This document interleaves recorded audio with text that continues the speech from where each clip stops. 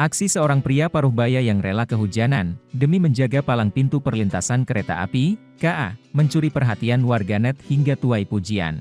Seperti yang terlihat di akun TikTok Vincent, pria paruh baya yang mengenakan kemeja lengan pendek dan celana hitam itu basah kuyup saat menjaga palang pintu perlintasan kereta. Pria bertopi hitam itu mulanya berdiri di dekat tiang pembatas sisi kiri perlintasan. Setelah kereta api Ambarawa Express lewat, pria itu mulai berjalan mundur ke arah palang pintu perlintasan. Dia kemudian membuka tali yang bertaut di tiang sebagai penanda tidak boleh ada yang melintas saat kereta api lewat.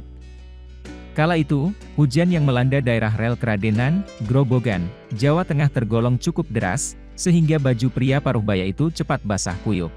Isi sendiri, keterangan dalam video itu, Selasa, 4 April 2023. Banyak warganet tersentuh hingga menjuluki pria tersebut sebagai sosok pahlawan dalam dunia nyata, karena perannya menyelamatkan nyawa banyak orang.